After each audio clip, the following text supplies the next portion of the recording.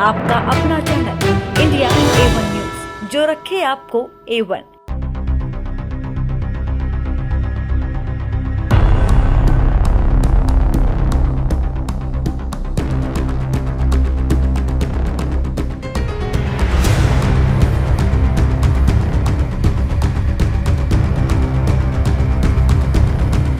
आती है छोटी छोटी चीजों के लिए कि आपको जान से मरवा देंगे। भी बोल रही हूँ, अगर किसी भी खिलाड़ी को कुछ भी होगा रेसलिंग में तो प्रेसिडेंट, देश जो हमारे रेसलिंग प्रेसिडेंट है वो जिम्मेदार रहेंगे, हमारी फेडरेशन जिम्मेदार उस चीज की। पे हम 4 महिला खिलाड़ियों के साथ में फिजियो जाना जरूरी था या अध्यक्ष जी का जाना ओलंपिक विलेज में जरूरी था। उनके पूरी दुनिया में देश का नाम रोशन करने वाले ओलंपिक चैंपियन के खिलाड़ी राजधानी दिल्ली में जंतर मंतर पर धरने पर बैठे हैं। जंतर मंतर पर भारतीय कुश्ती महासंघ के खिलाफ धरने पर बैठी महिला कुश्ती पहलवान खिलाड़ियों ने महासंघ के प्रेसिडेंट पर यौन उत्पीड़न के गंभीर आरोप लगाए हैं। देश का नाम रोशन करने वाले ओलंपिक चैंपियन साक्षी मलिक, विनेश फोगाट और बजरंग पूनिया जंतर मंतर पर धरने पर बैठ गए। उन्होंने कुश्ती महासंघ के प्रेसिडेंट और कोच खिलाड़ियों पर यौन उत्पीड़न के गंभीर आरोप लगाए हैं। इस मामले में दिल्ली महिला आयोग की अध्यक्ष स्वाति मालीवाल ने उनसे मुलाकात की और स्पोर्ट्स मिनिस्ट्री और पुलिस को नोटिस भी इशू किया है। बहुत दुख हुआ देख के कि साक्षी मलिक और विनेश फोगाट जैसे ओलंपियन रेसलर्स को आज दिल्ली में जंतर मंतर पे धरना देना पड़ रहा है। उनका ये आरोप है कि रेसलिंग फेडरेशन ऑफ इंडिया के प्रेसिडेंट और कई कोचेस महिला खिलाड़ियों का यौन शोषण करते हैं। कितनी शर्म की बात है इस देश के लिए कि जिन शेरनियों ने ओलंपिक्स में जाकर हमारा नाम रोशन करा, आज उनको सड़क पे बैठ के रोना पड़ रहा है। बहुत ही गंभीर मामला है और हमने नोटिस इशू किया है दिल्ली पुलिस को और केंद्र सरकार को, क्योंकि इस मामले में तुरंत न्याय होना ही चाहिए। मेरे पास जब मैं प्रधानमंत्री जी से मिली, मैंने शिकायत किया, प्रधानमंत्री जी ने मेरा सपोर्ट किया। हम जितने भी एथलीट हैं, हम झूठ की कमाई नहीं खाते, हम सच पे जिंदा हैं, हम सच्चे हैं, तो आज हम यहाँ पे खड़े हैं। जिंदा रहने को कुश्ती है और कुश्ती हमें वो करने नहीं दे रहे हैं। मरने, हमारे पास एक ऑप्शन है, मरना है तो मरना है, तो कम से कम भला करके तो मरे। हमने बहुत बार रिक्वेस्ट किया कि सर हमारा लखनऊ में कैंप क्यों लगाया जाता है, हमने प्रधानमंत्री जी से लेके हमने खेल मंत्री जी से हमने सबको रिक्वेस्ट करके हमने लेटर भी बनाया है। वहाँ शोषण इजिली और मोस्टली रेसलर है या यूपी से है या इधर से है, हरियाणा से है, सब पेरेंट्स अलाउड नहीं है। हमारी निजी जिंदगी में दखलंदाजी करते हैं कि मैंने किससे शादी कर ली, कौन मेरा बॉयफ्रेंड है, कौन मेरी गर्लफ्रेंड है, बजरंग ने किससे शादी कर ली, अभी शादी क्यों कर रहे हो। मतलब हमारी निजी जिंदगी में भी उनका दखलंदाज इतना है कि हमारी फैमिली तक की उनको खबर रहनी चाहिए कि हमारी फैमिली में भी कौन जी रहा है, कौन मर रहा है। 10 से 20 लड़कियों के नाम बता सकती हूँ नेशनल कैंप में, जो मैंने आज तक 10 सालों में जो देखा, जिन्होंने अपनी स्टोरी मेरे को बताई है बैठ के सामने कि हमारे साथ ऐसे ऐसे हुआ है, ऐसे ऐसे हुआ है। लेकिन वो लड़कियों में इतनी हिम्मत नहीं है सामने आने की, क्योंकि फैमिली बैकग्राउंड अच्छा नहीं है, क्योंकि वो इनसे लड़ नहीं सकती, क्योंकि पावरफुल नहीं है। और हम आज इतनी इस हद पे हैं कि हम नहीं चाहते कि मेरे को आज कुश्ती खत्म कर दो, भगवान की दया से मेरे पास घर है, खाने को रोटी है, लेकिन मैं नहीं चाहती कि हमारी आने वाली जनरेशन इस दर्द से गुजरे या इस दौर से गुजरे, इस दलदल में फंसे।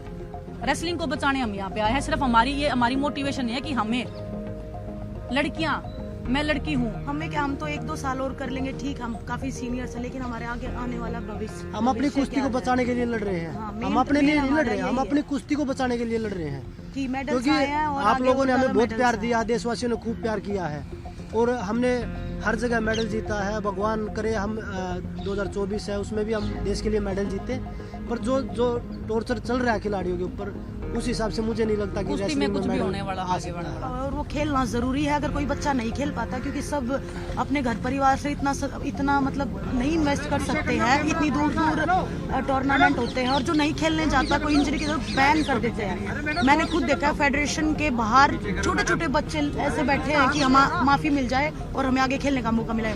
मन करता है तो माफी मिलती है, मन नहीं करता है तो भगा दिया जाता है। दिया है, फिर मैं वो किया, मैंने कॉमनवेल्थ गेम जीता है। 10 दिन मैं प्रोग्राम में बिजी रही हूँ। आपको पता है कि कॉमनवेल्थ में जीतने के बाद देश से इतना प्यार मिलता है, प्रधानमंत्री जी से मिलते हैं, खेल मंत्री जी से मिलते हैं, वो प्रोग्राम में हम बिजी चल रहे हैं। 10 दिन बाद ट्रायल रख दिया जाता है। मैं बोलती हूँ कि सर, मैं रिक्वेस्ट करती हूँ, उनसे मिलती हूँ। जब हम रोहतक में उन्होंने प्रोग्राम किया था, मैंने उनसे रिक्वेस्ट की, साक्षी ने रिक्वेस्ट की, तो उन्होंने हमको एक ही बात बोली कि आप डरते हो। हम बोले सर, डर के इतने साल तक हम यहाँ पे नहीं आए हैं, 10 साल हो गए मेरे को सीनियर में खेलते हुए, डरती नहीं हूँ मैं किसी से। जिस दिन डर जाएंगे उस दिन मैच छोड़ देंगे हम। लेकिन उसके बाद भी मेरी रिक्वेस्ट नहीं सुनी गई, मेरे को ट्रायल जबरदस्ती दिलवाया गया। तो मैंने सोचा कि क्यों ना मैं ट्रायल दूं, क्योंकि मैंने पूरे साल मेहनत वर्ल्ड चैंपियनशिप के लिए की थी। वो लोग वर्ल्ड चैंपियनशिप को ऐसे मानते हैं कि कोई नेशनल चैंपियनशिप भी नहीं है, इतना महत्व देते हैं वर्ल्ड चैंपियनशिप को। वर्ल्ड चैंपियनशिप में मेरा ब्रॉन्ज मेडल आया है, जबकि मैं श्योरली कह सकती हूँ कि अगर मेरा यही साथ नहीं होता तो मेरा गोल्ड मेडल था उधर।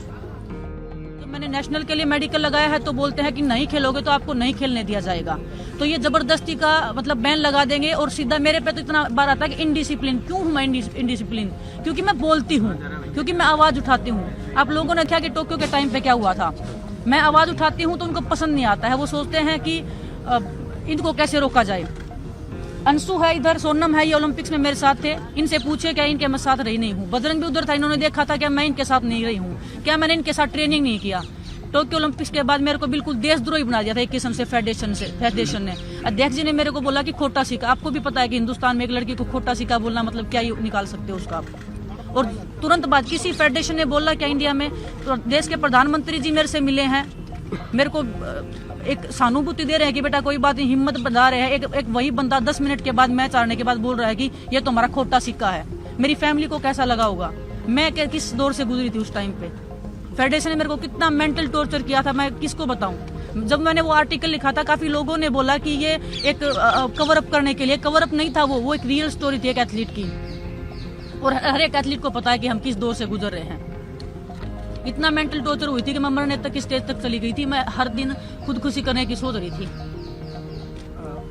क्या मैं अगर मेरे को कुछ हो जाता, मेरी फैमिली क्या करती, मतलब मेरे बाद कौन जिम्मेदारी लेता इस चीज की। और मैं आज भी बोल रही हूँ, अगर किसी भी खिलाड़ी को कुछ भी होगा रेसलिंग में, तो प्रेसिडेंट, देश जो हमारे रेसलिंग प्रेसिडेंट है वो जिम्मेदार रहेंगे, हमारी फेडरेशन जिम्मेदार उस चीज की। हम इतना मेंटल टॉर्चर है। मेरे को बोलते हैं कि मेंटली वीक है, मैं मेंटली वीक नहीं हूँ। मैं 10 सालों से मैं सीनियर में खेल रही हूँ, उसके बाद भी मेरे को बोल दिया जाता है कि हाँ चलो इसका तो मेंटल स्टेटस ठीक नहीं है। इसको तो बहुत गुस्सा आता है, मेरे को गुस्सा नहीं आता। मेरी फैमिली से पूछो, जब मेरा जिस रेसलिंग को मैं 5 साल से जब 5 साल की थी मैं, तब से मैं लड़ रही हूँ, उस रेसलिंग को मैं जीतती हूँ हर दिन। अगर वो रेसलिंग में से कोई छीनने की कोशिश करता है, मेरे को गुस्सा उस टाइम पे आता है। ओलंपिक में जो मेरे साथ हुआ था,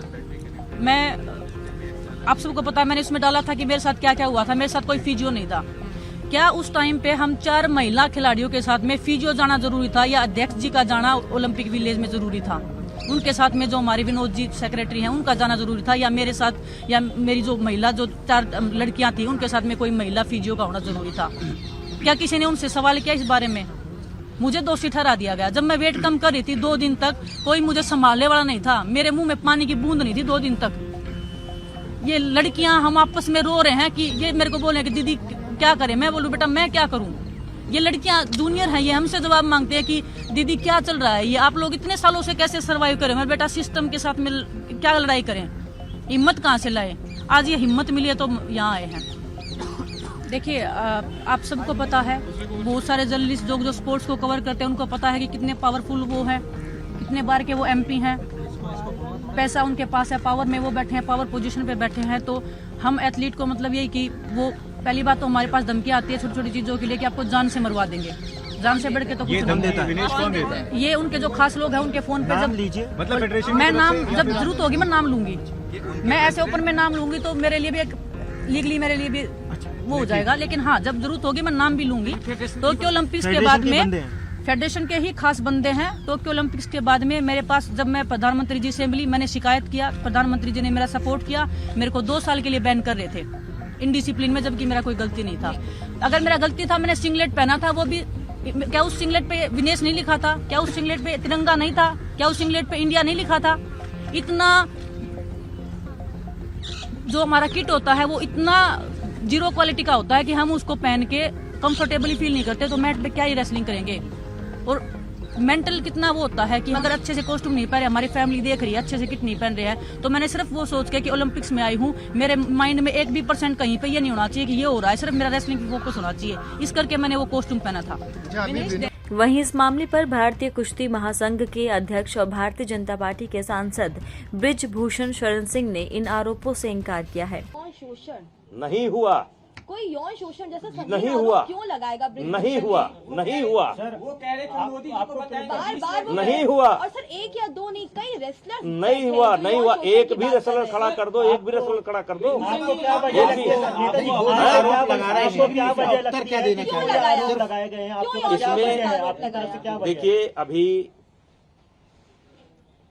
नेशनल गेम के समय हरियाणा में एक रेसलिंग फेडरेशन बनी थी। उस रेसलिंग फेडरेशन में हमारे कुछ पुराने खिलाड़ी भी थे। उस रेसलिंग फेडरेशन का एक आदमी आज धरने पर भी बैठा था, जो इसको लीड कर रहा था। नाम बताइए। नाम तो बताया सर, जब आपका नाम सब सामने सामने तीरथ आया तो राणा। आप ही नाम लीजिए। तीरथ राणा, ठीक है। बैठा था, तीरथ राणा यहाँ पर बैठा था। और ये लोग नेशनल टीम, और वो जो टीम बनी थी वो संदीप सिंह जी के नेतृत्व में बनी थी, और उन्होंने ट्रायल भी कराए थे अपने कि हमारी टीम सेलेक्ट होगी, लेकिन गवर्नमेंट ने WFI की टीम जो थी उसको उन्होंने मान्यता दिया।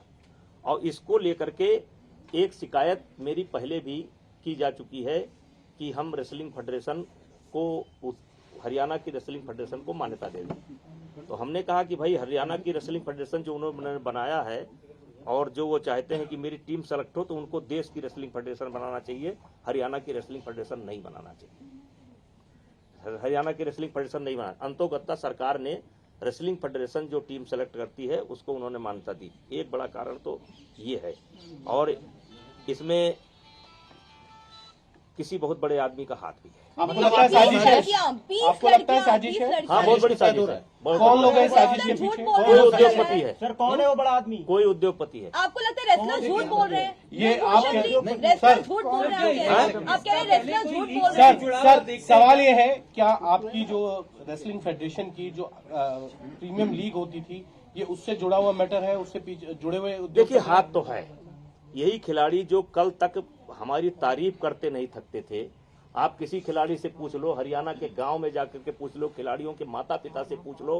मैं माता पिता, उनके बुजुर्ग जो जाते हैं उनको अलग से मैं सम्मान करता था, देश के लोगों को बताता था कि ये देखो दादी माँ आई हैं, ये अपनी बच्ची को लेकर के आई हैं। परसों तक तो जो ये करता था, अब आज इतना बड़ा। और देश विदेश, राजनीति, व्यापार, बाजार, लाइफस्टाइल और फिल्मी दुनिया के ताज़ा तरीन खबरों के लिए देखते रहिए इंडिया A1 न्यूज़, जो रखे आपको A1।